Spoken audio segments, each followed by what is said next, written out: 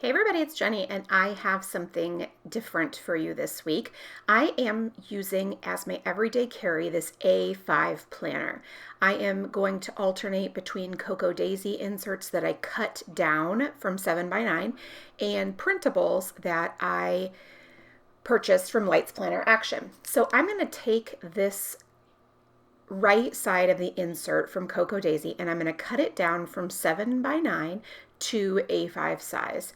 And it's a little bit unconventional, but it actually works fabulous for me. And I love this A5 planner that I'm using. It's got a nice hard cover that I purchased at Staples and daily inserts as well. So I'm trimming this up, you can see, and it doesn't lose any of the 6 boxes across. The 7th box, which is typically Sunday, is cut off, but I'm simply going to split the Saturday box in half and turn that into a Saturday and Sunday box, which is how the printables are formatted from Lights Planner Action. So I'm going to take this Cocoa Daisy washi and just put it over where the rest of the Sunday box is. There's just a little bit left. And so I'm going to add that washi, trim off those edges, and then voila, I now have 3 columns on the right-hand side, Thursday, Friday, Saturday. I'm going to split the Saturday in half by using this super thin washi from the Happy Planner that I had in my stash. And then I will stamp Sunday right above it. That will split the columns for me.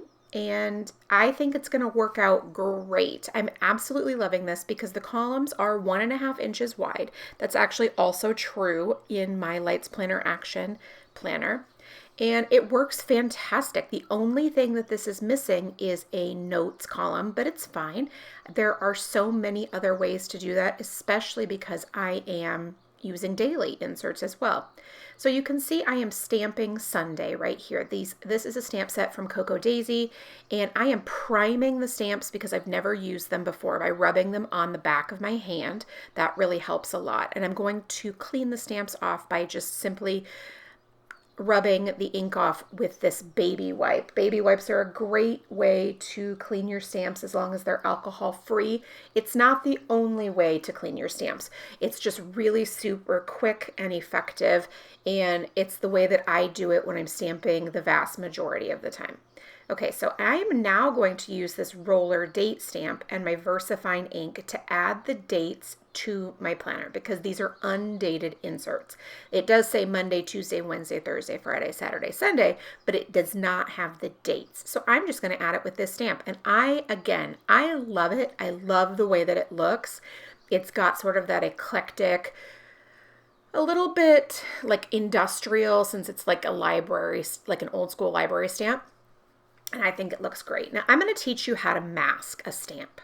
So I am simply going to take this stamp and place it on a clear block, priming it again by rubbing it on the back of my hand, and then I will ink it up with ink, enough but not too much. And then I'm going to press it on this sticky note. So you see that right here.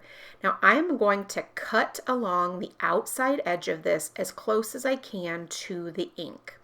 This is going to create the mask so I'm able to stamp multiple stamps nested together so they look like they're overlapping when they're really not.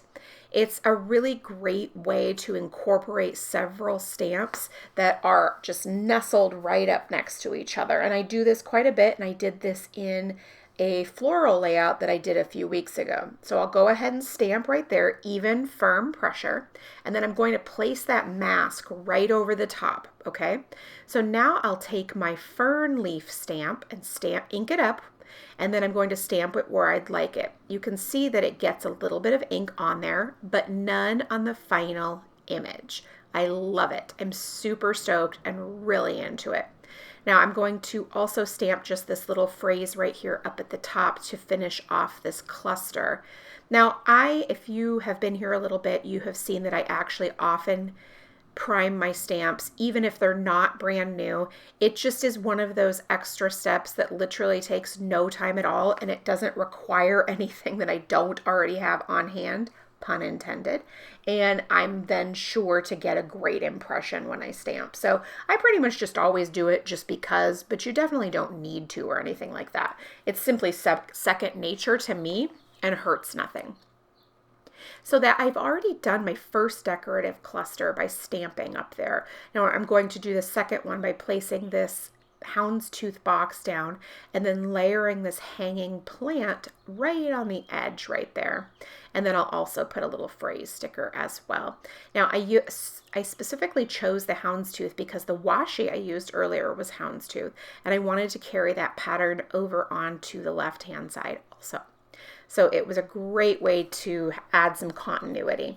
Now for my third box over here, I just am adding this little scalloped box, a little washi strip from the sticker sheet, and then we're also going to do another phrase sticker. I don't always like to do multiple ones on the same layout. So first the fern, love it. I love how it also is creating some height for this cluster as well as the width that washi created. So I want to have this grow even taller. Fridays are typically a really light day for me. I don't have a ton to write in my planner. So sort of adding these decorative stickers on Friday not only helps with my visual cluster, but my visual, like it takes up some room, but it also then takes up some room. So I'm now going to go ahead and start the planning process. I'm going to start with my mild liner, writing directly on the page, and then using the bullet point, using my clean color zig clean color markers. I got that mixed up. And writing directly over it. I can just create so much more interest for myself by using the highlighter in conjunction with my pen. I like adding the color to my layouts. I think the paper is beautiful, but I just love color, and so adding this is perfect. When I use my Papermate flares as I am today, I do have to highlight first and then write after that. But when I use the Zebra Sarasa dry pens, I actually don't have to. I can highlight after I write. Sometimes I do highlight first still, but that's really just out of habit. And it's not necessary because the Sarasa dry so quickly that there is very little ink smearing. There's still a tiny bit because I do it almost immediately after, but it's really very nominal and it works out just fine. Now you can see I'm doing my typical alternating between writing directly on the page and writing on the stickers here. I just love this effect, and I'm trying to choose all green stickers this week. So I will have some pops of black, you can see obviously with my pen, and then the black stamped images. But I really just wanted to focus heavily on any decorative items that were green, obviously other than that field notes stamp. Now I am going ahead and adding my plans for Tuesday starting at the bottom of the layout, and that's because I wanted to have them right next to the decorative element. I like the way that looks.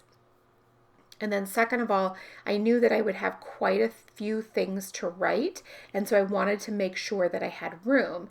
And since the decor at the top of Wednesday definitely spills into Tuesday, I didn't know if that was going to be 100% possible if I started at the top. So I started at the bottom. Now, as you can see, we're finished with Monday and Tuesday, and I'm loving how this is all coming together. It's really, really pretty, but I also have quite a bit of function as well. Sorry about that. My camera cut out, so I had to finish that writing on Wednesday real quick without it. But we are back to tackle Thursday. Now, I am keeping track of my son's school, both of them, in this planner. They're doing a hybrid in-person and online still, and they really actually only go to school for between 4 and 5 hours a week. And so I'm keeping track of all of these different things just so I kind of have an idea of when they're in class. Thursday and Friday present a little bit more of a need because I have to drop off and pick up my younger son, but I wouldn't have to include this aside from the fact that I want to. It keeps me in line with what they're doing. And then B, long term, when I look back on this planner, it will be awesome because I will have these weird school days all notated right here. Now, I needed another sticker to write on directly, and I had run out of the bigger boxes, which was what I needed, that were green, excuse me, because I had a very specific color palette that I wanted to use. So I pulled out one of these a little bit more decorative ones, and I think it turned out super cool. Now, I am not glorifying busy because I'm really actually not a fan of that at all. But there was a lot to write for Thursday because when you factor in online school, in-person school, and baseball game and baseball practice, that's a lot of stuff to keep track of. So that's where we're at right there. Now I also have, look at this great, it's big hexagon sticker. It's super cool and it looks great up there on Friday. I really like this. I could see using these a lot. Now I am going ahead and just filling in their in-person school using the hexagon, and then I'll also need to notate their online school as well. That is it for me this week, though. Thanks so much for stopping by and watching. I really do appreciate it. If you have any questions, please leave them in the comment box below, and I will do my very best to get back to you. Thank you so much, and make it a great day.